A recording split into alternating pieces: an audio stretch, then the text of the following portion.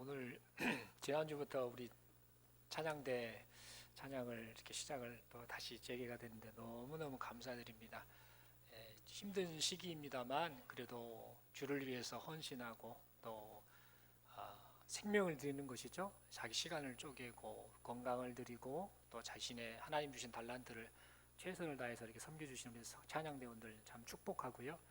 그런 의미에서 나도 같이 참여하고 싶다 하는 분들 문이 활짝 열려 있죠, 찬양대장님. 그러니까 많이 좀 참여해 주시고 그래서 함께 하나님 앞에 찬양과 영광을 올려드리는 그런 교회 공동체 되기를 소망합니다.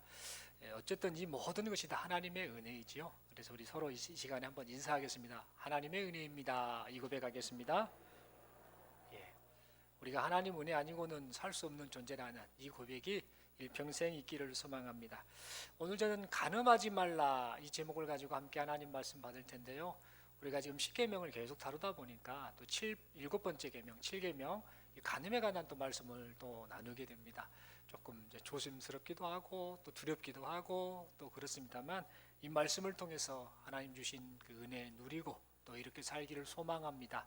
결단하는 그런 시간 되기를 바랍니다.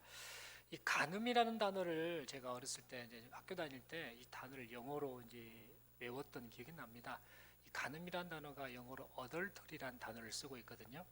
이 adultery 이거 잘 안 외워져 가지고 이런 단어는 어떻게 외우나 뭐 이렇게 했는데 그래서 했던 연상법이 간음은 덜 떨어진 사람이 하는 거지 이렇게 외웠던 기억이 납니다. 그래서 제가 예전에 우리 중고등부 학생들 담당을 했을 때에 아이들 보고 그때도 이제 성경 가르치다 보면 이 본문이 나오기도 하잖아요. 그래서 그 이야기하면서 간음은 덜 떨어진 사람이 하는 거야 이렇게 가르쳤던 기억이 납니다. 우리 한 번 더 인사할까요? 간음은 누가 합니까? 그러면 덜 떨어진 사람이 한다고 인사하겠습니다. 간음은 누가 저지르는 것이죠? 덜 떨어진 사람 이렇게 하면 절대 안 잊어버릴 것 같고 영어 단어 하나 외운 것 같습니다. 어쨌든 간에 참 덜 떨어진 이런 행동을 안 하고 우리가 일평생을 살아야 되는데 인생 자체가 또 그렇지 못할 때가 있습니다. 또 넘어지고 또 잘못된 이런 간음에 빠지는 행동을 보일 때가 있다라는 사실입니다. 시대를 불문하고 사람이라면 늘 조심해야 되고 긴장하면서 자기 자신을 살펴보아야겠다라고 생각해야 하는 그 말씀이 바로 간음하지 말라라는 이 말씀이 아닌가 그런 생각이 듭니다. 왜 그런가? 사람 안에 자리 잡고 있는 성적인 욕심 이것이 끊임없이 꿈틀거려서 결국에는 자기 자신을 파멸시키고 자기만 파멸되면 좋은데 가정을 힘들게 하고 배우자를 힘들게 하고 또 상대의 피해자들을 고통으로 몰아가는 그런 행동이 바로 이 간음이다라는 사실입니다. 참 이 간음에 대해서 우리가 좀 떳떳하지 못하는 것은 예수님께서 마태복음 5장 28절을 보니까 마음에 음욕을 품고 여자를 보는 자도 이미 간음한 것이다. 행동으로가 아니라 마음에 그것을 품어도 이미 간음이야. 이렇게까지 확대해서 말씀을 하시니까 참 사람으로 살면서 안에 꿈틀거리는 이런 성적인 그 욕심, 욕구 이런 부분에서 자유롭기가 참 어렵구나라는 그런 생각을 해보게 됩니다. 어찌됐건 이 간음이라고 하는 것은 나를 죽이는 것이고 또 가족을 죽이고 자식들을 죽이고 다른 사람들을 죽이는 이런 행동일 뿐만 아니라 하나님과의 관계까지 멀어지게 하는 아주 심각한 범죄 행위구나라는 사실을 우리는 기억을 해야 되겠습니다. 그런데 여러분 오늘날 우리가 살고 있는 이 시대사조는요 간음에 대해서 정당성을 지금 부여해 주는 그런 분위기입니다. 사람 개개인의 감정이 중요한 거 아니겠느냐? 자기가 좋아서 그렇다는데 그게 뭐가 죄가 되느냐? 인권이 중요한 것이 아니겠느냐? 그들의 감정과 인권을 존중해줘야 되지 않겠느냐? 이런 말도 안 되는 명분을 내세워서 다른 사람의 인권, 다른 사람의 감정은 완전히 깨버리는 그런 잘못을 하고 있게 만든다는 겁니다. 안타깝게도 우리나라가 2015년 2월 26일 날 헌법재판소의 판결을 따라서 간통죄가 폐지가 됐더라고요. 조사를 해보니까. 이래서 이제 이런 결과가 나오니까 사람들이 옳거니 잘됐다 기다렸다는 듯이 이미 결혼한 사람들이 결혼한 유부남 유부녀가 배우자 이외의 사람들과 불륜을 저지르는 그런 일들이 빈번하게 발생하고 말았습니다. 그 결과 많은 가정이 지금 파탄에 이르게 되었고 아이들이 상처를 받고 가정이 깨지고 사회의 문제로 나타나는 그런 현실이 지금 오늘을 살고 있는 우리 시대의 지금 문제입니다. 이 한국이 그러는데요. 사실 태국, 제가 살다 왔을 때 태국도 이런 문제가 상당히 심각했던 나라 중에 하나입니다. 태국은 이혼율이 거의 한 40% 정도에 육박을 합니다. 그리고 사람들이 성적으로 상당히 문란한 그런 기질들이 있습니다. 더운 나라이다 보니까 옷을 좀 얇게 입고 아니면 뭐 많이 파진 옷을 입고 또 옷을 입어도 그냥 몸에 쫙 달라붙는 이런 옷을 입다 보니까 상당히 성적으로 상당히 어떤 유혹이 오고 문란할 수 있는 그런 분위기입니다. 외국인들이 이제 태국에 가서 살다 보면 이제 태국 사람들하고 자연스럽게 이제 알게 되고 교제를 하게 되지 않습니까? 그러면 태국 사람들이 이제 친구 됐다고 이 외국 사람들에게, 이 외국인에게 어느 정도 시간이 흐르면 자연스럽게 물어보는 인사말이 있습니다. 그게 뭐냐? 애인 소개시켜 줄까요? 이 말을 꼭 합니다. 애인 필요하지 않습니까? 문제는 황당하게도 지금 아내가 버젓이 있는 그런 사람들 향해서도 아무런 문제의식 없이 이런 것들을 물어보곤 한다라는 사실입니다. 이들이 왜 이런 행동을 하느냐면요, 상당수 대부분의 많은 사람들이 그렇게 하고 있으니까 그런 세상인데 이게 뭐 별 문제가 됩니까? 그렇게 생각하면서 별 문제의식 없이 그렇게 말을 한다라는 사실입니다. 실제로 이 태국의 간통 문제로 인해서요, 이 간통, 이 불륜이 이 사회의 큰 문제로 지금 야기되는 그런 상황입니다. 부부가 결혼을 하면 어떻게 해야 됩니까? 우리는 검은 머리가 팥뿌리가 되도록 우리가 백년해로 하되 오손도손 그렇게 사는 것이 인생 아닙니까? 하면서 서로 아끼고 일편단심, 한 남자를 사랑하고 한 여자를 사랑하는 그런 마음으로 살아야 되는데, 이 태국 사람들 보면은요, 다 그런 것이 아니라 적지 않은 상당수의 사람들이 검은 머리가 팥불이 되는 이런 인생이 아니고 그냥 자신의 개인주의, 자신의 감정, 자신의 쾌락 이런 것들을 추구하고 또 성적인 욕심이 뿌리가 되어서 자연스럽게 불륜을 저질러서 결국에는 가정이 파탄되는 경우가 허다한 그런 상황입니다. 그래서 예전에 한번 언급을 했나 모르겠습니다만 이 태국에서 이 남자는 남자대로 외도를 하고 또 여자는 여자대로 외도를 해서 이 부부가 각자 외도를 해서 자신의 개인 쾌락, 감정을 존중하는 그런 차원에서 그 짓을 해서 나중에는 이 자녀가 이제 발생이 태어나게 되지 않습니까? 각자 전혀 상관없는 피 한 방울 안 섞인 이 자녀가 서로 이제 거해야 되는데 거할 곳이 없으니까 시골에 있는 할아버지 집에, 할머니 집에 맡겨져서 거기에서 자라게 됩니다. 이 아이들은 무슨 생각을 하는가? 부모에게 상처받고 버림받고 또 누가 부모인지도 제대로 알지 못한 상황이고 거기에다가 피 한 방울 안 섞인 형제들끼리 섞여서 사니 이게 제정신인 정상적인 아이들로 자라겠습니까? 성격 장애가 발생하고 결국에는 이런 과정 저런 과정을 통해서 탈선을 일삼는 그런 아이들이 많이 생기고 있는 상황입니다. 결국에는 이것이 사회의 문제로 되어서 이 아이들이 자라서 계속해서 사회의 또 다른 폭력을 야기시키고 또 성적 문제 이런저런 문제를 야기시키는 원인으로 작용하고 있는 것이죠. 이것은 딱 우리가 딱 짚어놓고 보면 어른들의 이 성적 욕구 그리고 자기만 생각하는 자기중심주의가 낳은 뼈아픈 결과들이 아닐까 이렇게 생각을 해볼 수 있습니다. 태국 정부가 이 문제를 해결하려고 상당히 많은 고심을 합니다. 이제 미래를 봐야 되죠. 다음 세대를 봐야 되는데 계속해서 이런 것들이 되풀이되는 이런 상황을 보면서 개선책을 찾아보려고는 많이 노력하느나 그 해결책을 쉽게 찾지 못하는 그런 현실입니다. 인간의 그 죄성이 하루아침에 이렇게 해결되겠습니까? 쉽지 않은 것이죠. 그런데 이 태국 이야기 잠깐 말씀을 드렸는데 이 문제가 사실은 우리 주변에서도 지금 자주 발생하고 있지요. 이 나라에서도 어찌 보면 이 광양 지역에서도 자주 발생할 수도 있습니다. 이런 경우가 어찌나 많은지 사람들은 별로 놀라워하지도 않습니다. 예전에는 오메 누가 바람이 나가지고 난리가 났다대 하면서 입에 담지도 못하고 그냥 벌벌거리고 큰 충격을 먹었던 이런 그런 일들이 요즘은 그랬다대 이 정도 이야기하면서 너무나 흔하게 발생하는 이런 문제가 지금 오늘날 우리가 살고 있는 이 시대, 이 시대의 상황이라는 사실입니다. 그런데 여러분 더 큰 문제는 성도들에게서도 이런 문제가 발생할 때가 간간히 있다라는 사실입니다.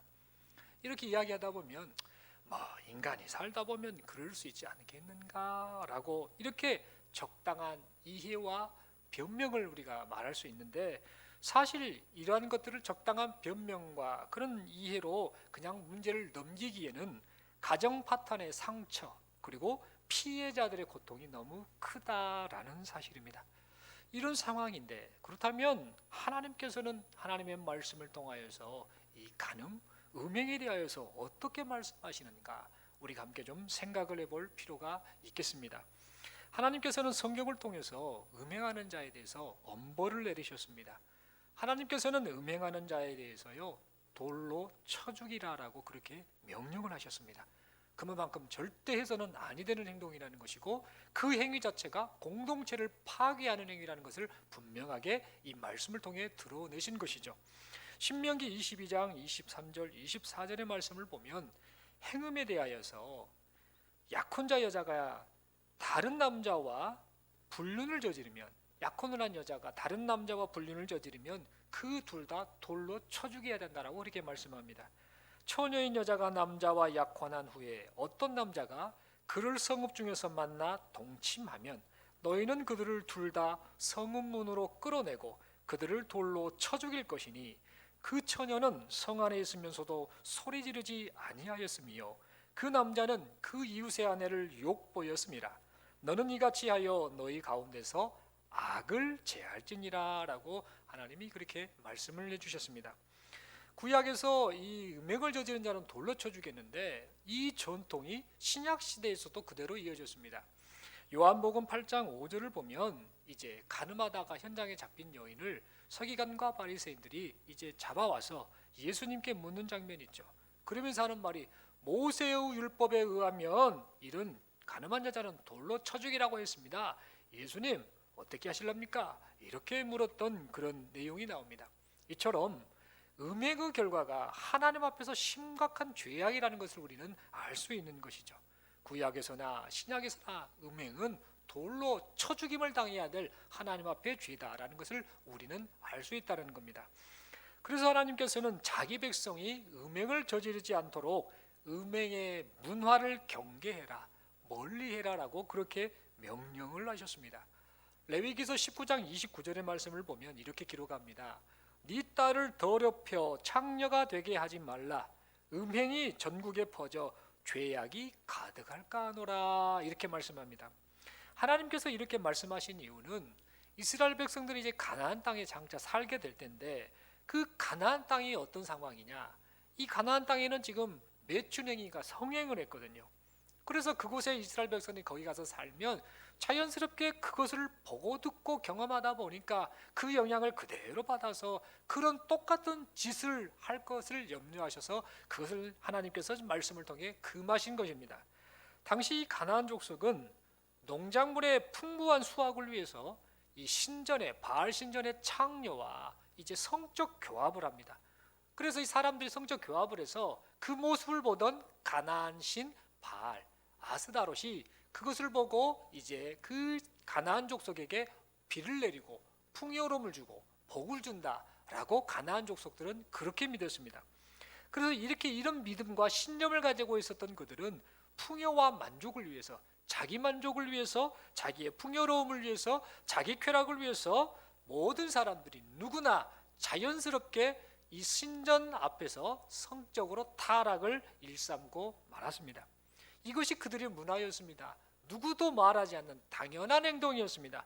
지극히 정상적인 사회 활동이었습니다. 그래서 이것을 다 아신 하나님께서 이스라엘 백성들이 가나안에 가면 그 영향받지 않아야 된다. 그것은 너희를 죽이는 것이고 너희의 가정을 죽이는 것이고 공동체를 죽이는 것이고 내 앞에 심각한 죄악이다 라는 것을 분명하게 가르쳐 주시고 금하기 위해서 이제 그 성적 영향을 받지 않도록 하기 위해서 가나안 족속을 전부 다 내쫓으라 라고 그렇게 하나님께서 명령하셨던 겁니다. 뿐만 아니라 가나안 족속의 우상 숭배와 그 음행의 잔재를 전부 다 제거하도록 하나님께서 명령하셨습니다. 구약에서도 이처럼 하나님께서는 음행에 대해서 상당히 경계를 하셨는데, 이 내용이 신약에서도 또 언급되는 게 있습니다. 사도행전 15장 29절을 보면 이 사도들이 활동하던 그 당시에 예루살렘 총회로 모이게 됩니다. 이때 유대인들 그리스도인들만을 받을 것이냐, 아니면 이방인들 그리스도인들 그들도 교회 안에 한 식구로 받아들일 것이냐, 여기에 대한 회의와 검증이 있는 시간이었습니다. 결론은 이방인 그리스도인들도 우리가 함께 수용해서 하나님의 사람으로 살아가자라고 결론이 났는데 조건이 있었습니다. 그 조건은 뭐냐? 음행을 멀리해야 된다. 여러 가지 4가지 조건 가운데 그 중에 하나가 음행을 멀리해야 된다라는 그 조건을 내렸던 겁니다. 사도행전 15장 29절 이렇게 기록합니다. 우리의 우상의 제물과 피와 목매어 죽인 것과 음행을 멀리할지니라. 이에 스스로 삼가면 잘 되리라. 평안함을 원하노라 하였더라. 이처럼 성경 전체의 흐름은 간음에 대해서, 음행에 대해서 아주 엄격하게 금하고 있다라는 사실입니다. 그러므로 성도인 우리는 간음하지 말라라는 이 말씀에 담긴 하나님의 마음을 깨달아야 합니다. 무겁게 주시는 이 말씀을 무겁게 받아야 합니다. 그리고 우리 스스로를 살펴야 합니다. 마음의 중심을 살펴야 되고 내 말하는 거, 행동하는 것이 과연 간음하지 말라라는 이 말씀 앞에 위배되는 모습은 혹시 있지는 않는지 우리 자신을 살피고 매 순간순간마다 하나님 앞에서 성결한 삶을 살아가시는 우리 모두가 되어야겠습니다. 그렇다면 이렇게 살아야 되는데 그 비결을 지금 성경은 또 가르쳐 줍니다. 우리 개인이 하나님 앞에서 간음을 멀리하고 성결한 삶을 살아갈 수 있는 그 비결이 무엇일까? 그것은 바로 우리의 주인이 하나님이심을 우리가 늘 인식하고 고백하는 것입니다. 사람들은 흔히 자기 몸의 주인이 자기라고 착각합니다. 내 몸뚱아리 내 마음대로 하고 내 생각대로 하면 되는 거 아닌가, 내 인생 내 것 아닌가, 그렇게 생각을 합니다. 그래서 내가 원하니까 성적인 타락을 하든 무엇을 하든 그거 내 마음대로 하는 거 아닌가, 이렇게 생각을 합니다. 그래서 먹는 문제이든 성적인 문제이든 자기의 욕구를 따라 행동을 합니다. 그런데 하나님의 말씀은 이렇게 말씀하시죠. 고린도전서 6장 19, 20절 말씀을 통해 우리 몸은 우리 것이 아니라고 말씀합니다. 성령의 전이라고 분명하게 말씀합니다. 너희 몸은 너희가 하나님께로부터 받은 바 너희 가운데 계신 성령의 전인 줄을 알지 못하느냐? 너희는 너희 자신의 것이 아니라 값으로 산 것이 되었으니 그런즉 너희 몸으로 하나님께 영광을 누리라 라고 이렇게 말씀하는 것이죠. 이처럼 성경은 우리 몸의 주인이 우리 자신이 아니고 하나님이시다라는 사실을 우리에게 분명하게 가르쳐 줍니다. 성도들로 하여금 건강한 신앙이 무엇이고 건강한 신앙생활이 어떻게 해야 되는가를 가르쳐주는 하이델베르크 요리문답 제1문에서 이런 질문과 이런 답변을 해주고 있습니다. 사람이, 성도가 살아서나 죽어서나 살면서 가장 유일한 위로가 되는 것이 무엇입니까? 이런 질문 앞에 그 대답이 뭐냐? 몸도 영혼도 나의 신실하신 구주 예수 그리스도의 것입니다 라는 이런 답변을 우리에게 가르쳐 줍니다. 이 말씀은 무슨 말이냐? 주인 되신 예수님 때문에 우리가 구원받았다는 이 사실이 이 인생을 살면서 가장 큰 위로가 됩니다. 내 것이 아니고 나의 모든 것이 주님의 것에 속했기 때문에 그 주님이 나를 구원하시고 구원까지 다 책임져 주신다는 사실이 내게 가장 큰 위로가 됩니다 라는 그런 의미의 고백인 것이죠. 뿐만 아니라 예수님이 나의 주인이시니 이제 더 이상 내 정욕이 원하는 대로 살지 않겠습니다. 주인 되신 주님의 뜻대로 살겠습니다라는 그 결단까지 함께 내포된 고백이 바로 이 고백이다라는 사실입니다. 그러므로 우리 모두는요, 지극히 자기중심적이고 쾌락적이고 자기 쾌락과 자기 만족을 위해 살아가는 이 세상 문화를 따라 살 것이 아니라 주인 되신 주님이 기뻐하시는 거룩한 구별된 성도로 살아가시는 우리 모두가 되어야겠습니다. 특별히 성적인 유혹이 불쑥불쑥 찾아올 때에 이거는 나이 상관없지요. 누구나 인생을 사는 동안은 그런 게 언제든지 올 수 있는 게 우리 연약한 모습 아닙니까? 이 성적인 유혹이 불쑥불쑥 찾아올 때에 성삼위 하나님을 기억을 해야 됩니다. 하나님 앞에서 내가 살고 있다.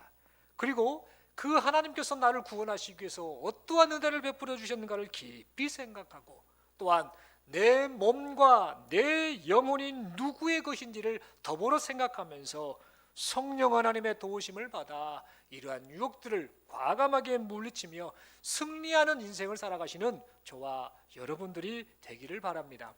여러분, 나의 주인이 주님이심을 인정하고 고백하는 것, 이것이 하나님 앞에서 간음, 음행을 멀리하고 성결한 삶을 살아갈 수 있는 비결이다라고 말씀을 드렸는데, 그렇다면 이제 부부가 서로 함께 사는 이 가정생활, 부부가 서로 하나님 앞에서 서로 간음을 멀리하고 음행을 멀리하고 성결한 가정생활을 할 수 있는 비결은 또 무엇일까요?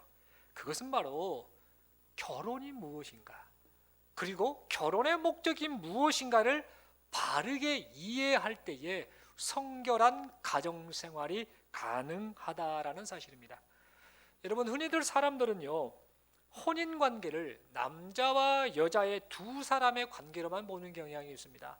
너하고 나하고 우리 둘만 좋으면 됐지, 이렇게 해서 부모님에게 허락도 안 받고 쟤들 멋대로 그냥 결혼했다가 나중에는 낭패를 보고 또 사내 못 사내 이런 그 결과를 낳는 경우를 보곤 하죠.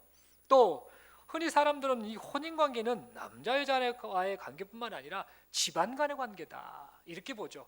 그래서 집안을 서로 봐야 된다. 인생을 좀 오래 사시는 어르신들이 그런 지혜의 말씀들을 해주시곤 합니다. 둘 다 맞지요.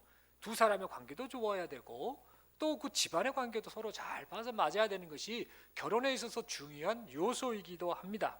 그러나 하나님의 말씀은요, 이 결혼을 남자와 여자의 관계, 그리고 이 두 집안의 관계뿐만 아니라 하나님과의 관계를 포함시키고 있다라는 사실입니다.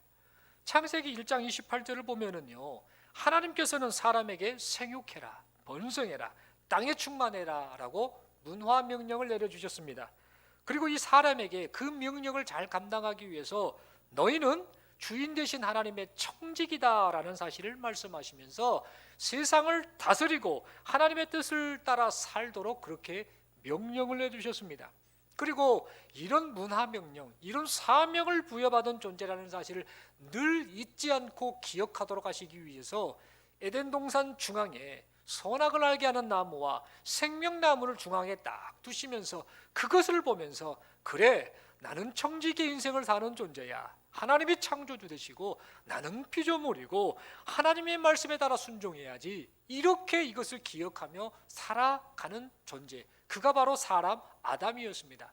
하나님은 이런 약속을 통해서 아담과 언약을 맺으셨고, 그러면서 이 아담이 하나님의 명령을 따라 이 언약을 잘 지킬 수 있도록 하시기 위해서 돕는 배필, 도와주는 배필, 그의 아내 하와를 창조해 주셨습니다. 창세기 2장 18절에 이렇게 기록하지요. 여호와 하나님이 이르시되 사람이 혼자 사는 것이 좋지 아니하니 내가 그를 위하여 돕는 배필을 지으리라 하시니라. 여러분, 이 말씀을 정리해 보자면 우리가 알 수 있는 것은 사람은 각자 이 땅에 태어났을 때에 내 방식, 내 목적, 내 뜻대로 사는 존재가 아니라는 사실입니다. 이 땅에 존재하는 것은 하나님의 말씀에 순종하며 하나님이 허락하신 그 문화 명령에 따라 살아가는 존재, 청지기로서의 사는 존재, 그 청지기로서의 사명을 하나님이 부여하셨다는 사실을 우리는 기억하며 살아야 된다는 겁니다. 뿐만 아니라 우리가 그렇게 사는 데 있어서 부족하다 보니, 연약하다 보니 그것을 잘 감당할 수 있도록 돕는 배필로 배우자를 만나게 하셨다라는 사실입니다. 그러니까 우리 개인의 인생 목적과 부부가 함께 모여 결혼해서 모인 목적이 동일하다는 겁니다. 하나님이 허락하신 그 문화 명령 앞에 철저히 순종하고 하나님의 뜻을 이루고 우리를 통해서 하나님의 영광이 드러나는 이 목적에 부합된 그것이 바로 인생의 목적이고 부부가 결혼하는 목적이라는 사실입니다. 결국 결혼은 사람이 부부로 만나 자기들의 목적을 위해서 지지고 볶고 자기 만족을 위해서라는 것이 아니라, 결혼은 하나님께서 각자에게 맡기신 청지기로서의 사명을 잘 감당하기 위해서, 그 목적을 이루기 위해서 부부가 서로의 부족함을 채워주고 돕는 존재로 연합하는 것, 그것이 바로 결혼이다라는 사실입니다. 혼자 못하는 것을 부부가 같이 함께해서 하나님의 뜻을 목적을 이루는 그것을 위한 절차가 바로 결혼이다라는 사실입니다. 그래서 결론적으로 결혼은 남자와 여자만이 맺은 그런 언약이 아니라 하나님 앞에서 부부가 하나님께 언약을 맺는 행위, 그것이 바로 결혼이다라는 사실입니다. 그러므로 여러분, 우리가 이 결혼의 목적과 의미가 이렇구나라는 사실을 알게 된다고 하면 삶을 앞으로 어떻게 살아가겠습니까? 자신의 만족과 쾌락을 위해서 이런 성적 유혹 앞에 쉽게 무너져서 불륜을 저질러서 가정을 파괴하고 다른 피해자들에게 고통을 몰아가는 이런 일들을 하게 되겠습니까? 그 목적이 무엇이고 결혼의 목적과 의미가 무엇인지 알고 내 인생의 목적과 의미가 무엇인지를 아는 사람이 이러한 짓을 하겠느냐, 이 말입니다. 또한 우리가 결혼의 목적과 의미를 바르게 한다면, 만약 그런 일이 없어야겠습니다만 배우자가 간음을 저지르는 것을 알게 됐을 경우에 우리가 어떻게 반응하는 모습이 바람직한 모습이겠습니까? 가만히 한번 생각을 해봤으면 합니다. 그것은 내가 닥쳐보지 않았으니까 쉽게 말할 수 있겠다라는 것이 아니라 실제로 그 상황이 닥치면 또 다른 상황이 발생할 수 있겠죠.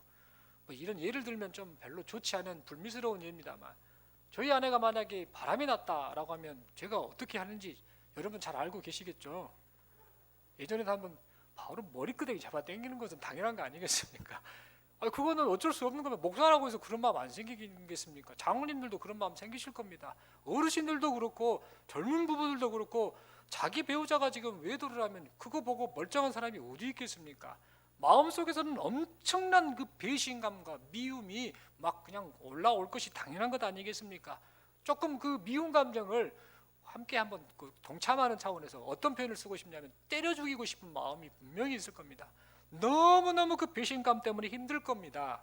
뿐만 아니라 어이구 저거다고 내가 어찌 살겠냐, 빨리 이혼해서 관계를 끊어버리고 싶다라는 엄청난 배신감이 우리 안에 막 사로잡혀 있을 것입니다. 그러나 결혼의 목적과 의미, 말씀드린 대로 내 쾌락과 내 자아실현과 내 목적을 위한 것이 결혼이 아니고, 결혼의 목적은 내가 하나님 앞에 살아야 할 목적과 또 다른 개인의 그 목적이 함께 연합해서 하나님의 뜻을 위하는 것이 결혼이다라는 이 결혼의 목적과 의미가 이것구나라는 사실을 안다라고 한다면, 기억한다라고 한다면, 우리는 배우자의 그것을 보는 것과 동시에 그 잘못을 저지른 배우자의 인생을 향한 하나님의 뜻도 함께 보아야 합니다. 그리고 잘못을 범한 배우자가 믿음을 가지고 어서 빨리 회개하고 하나님께서 맡기신 청지기로서의 인생을 살아갈 수 있도록 내가 돕는 배필의 역할을 어떻게 해야 될 것인가, 이것 역시 함께 생각하며 살아야 한다는 사실입니다. 솔직히 감정은 그것을 거부하겠죠.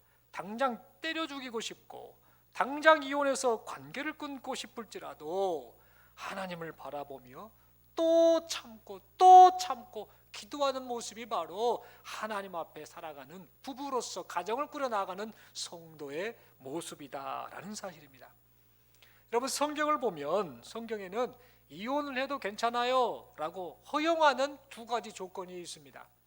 마태복음 5장 32절의 말씀을 보면 나는 너희에게 이르노니 누구든지 음행한 이유 없이 아내를 버리면 이는 그로 간음하게 함이요 또 누구든지 버림받은 여자에게 장가드는 자도 간음함이니라 라고 이렇게 말씀하고 있고, 고린도전서 7장 15절의 말씀을 보면 이렇게 기록합니다. 혹 믿지 아니하는 자가 갈리거든 갈리게 하라. 형제나 자매나 이런 일에 구애될 것이 없느니라. 그러나 하나님은 화평 중에서 너희를 부르셨느니라 라고 이렇게 가르쳐 주고 있습니다.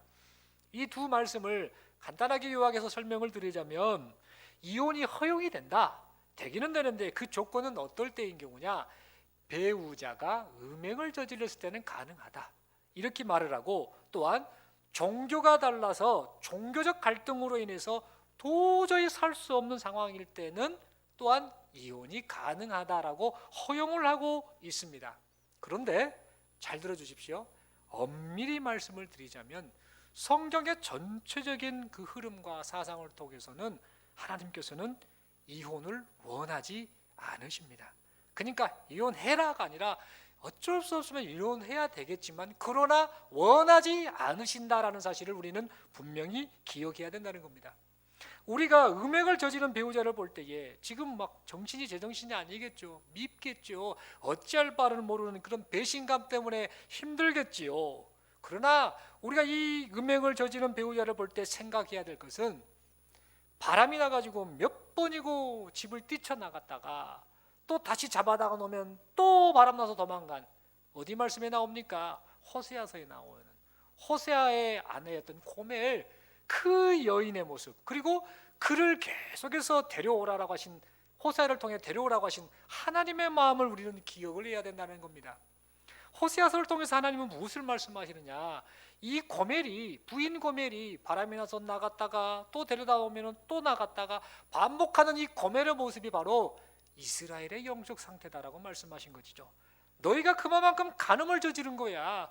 하나님 앞에 영적으로 간음하면서 그렇게 불륜을 저지른 그런 모습인 거야 라고 말씀하시면서, 그래도 나는 이스라엘을, 내 신부 이스라엘을 포기하지 않는다. 포기하지 않고 버리지 않고 끝까지 용서하고 포용하신다라는 사실을 호세아서를 통해서 분명하게 말씀하신 겁니다.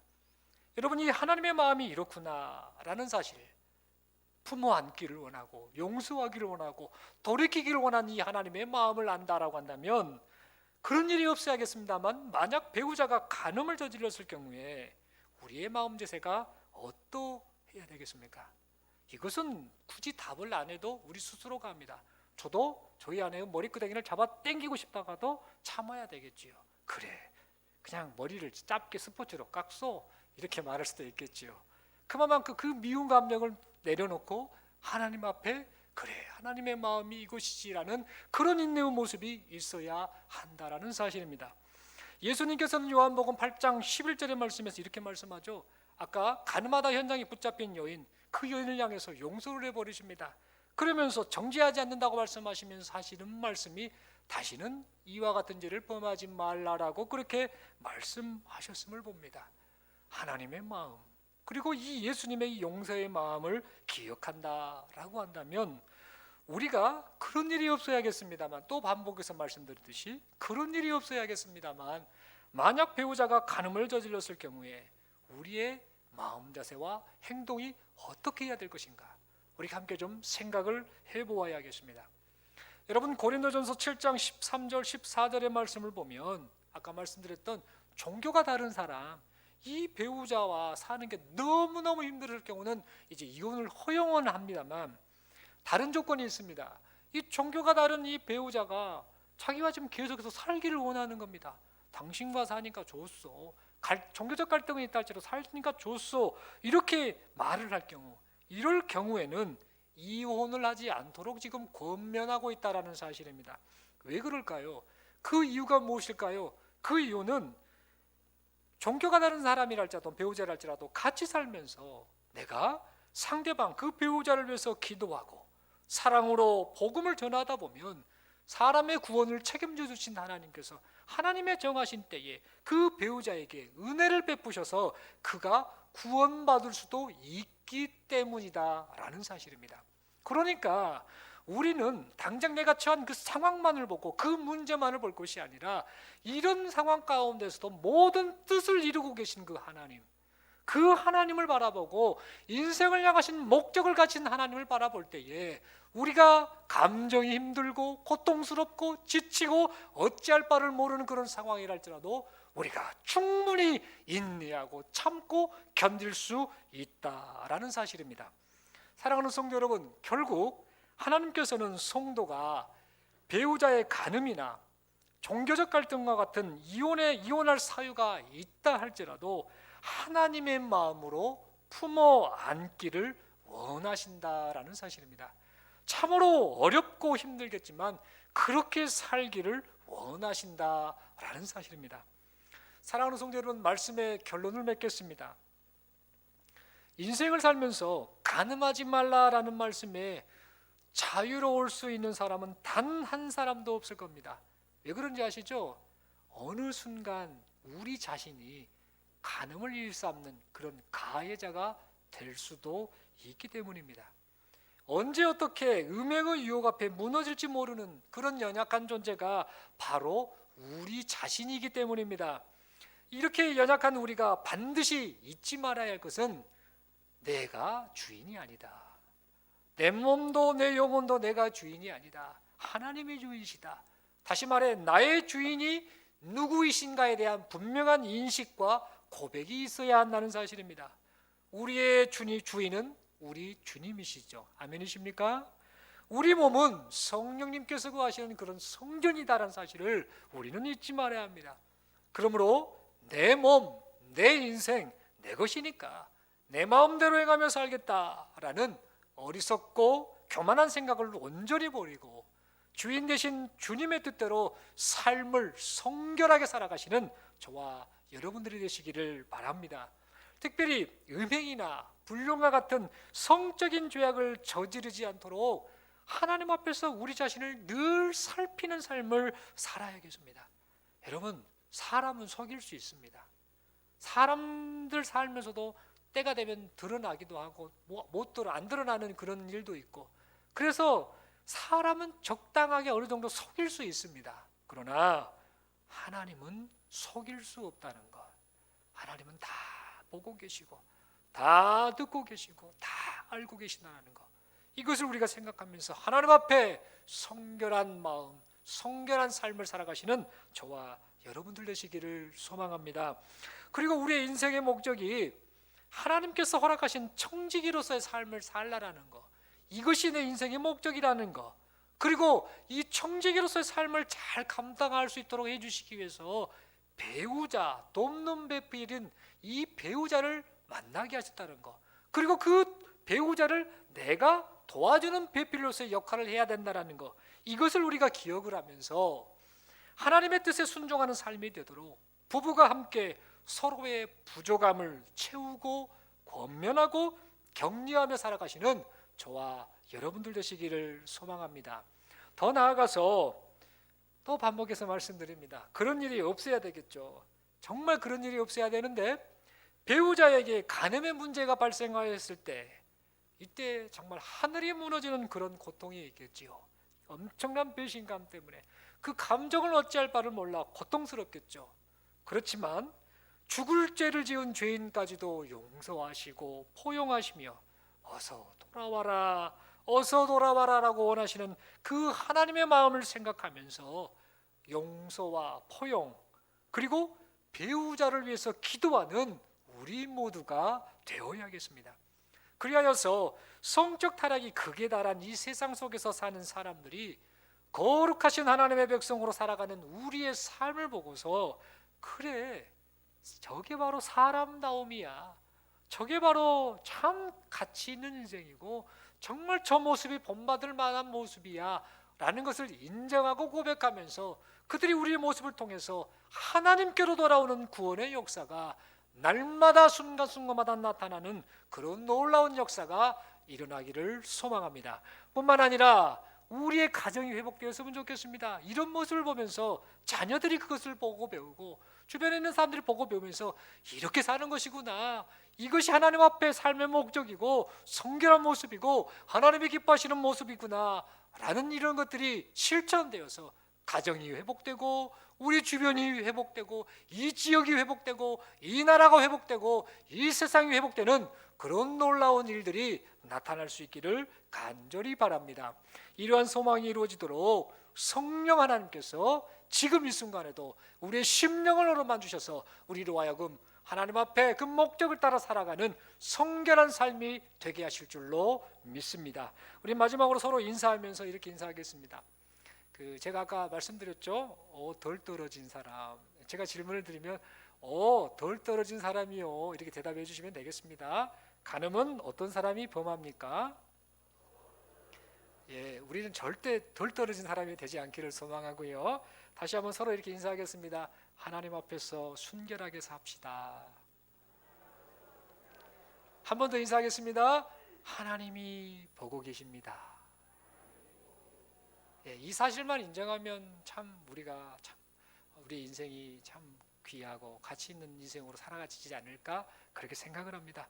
오늘 하루도 이 말씀을 붙잡고 한 주간도 붙잡고 일평생도 우리의 삶이 마감하는 그 순간까지 순결한 거룩한 삶을 하나님 앞에 살아 우리 삶을 통해 복음이 증거되지는 놀라운 역사가 나타나기를 소망합니다. 기도드리겠습니다. 하나님 아버지 은혜를 감사합니다.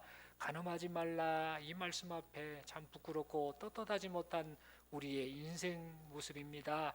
하나님 아버지, 우리가 내 몸, 내 영혼 내 것이 아니고 하나님의 것이고 또 하나님 앞에서 살고 있다라는 것, 그리고 우리의 삶의 목적이 내 자아 실현이 아니고 내 만족과 내 기쁨이 아니라 하나님이 허락하신 그 사명, 청지기로서의 삶이라는 것을 기억하면서, 또한 배우자를 만나 살게 한 것, 결혼 역시 이 청지기로서의 삶을 잘 감당하기 위함이라는 것을 기억하면서 하나님 앞에 이 목적을 따라 성결하게 삶을 살아내는 우리 모두가 되게 하여 주시옵소서. 이런 일이 정말 없어야겠습니다만 이 불륜으로 인해서 가정이 파탄에 이르고 또 배우자 간의 갈등이 일어나고 상처받고, 그래서 이혼을 하고 여러 가지 많은 미움으로 인해서 신앙생활이 엉망이 되는 이런 일들이 발생할 때가 있습니다.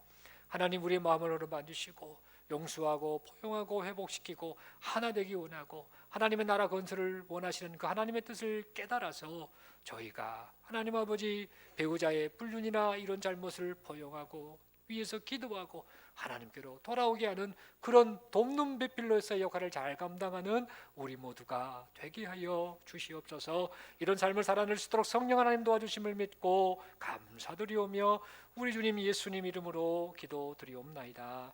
아멘.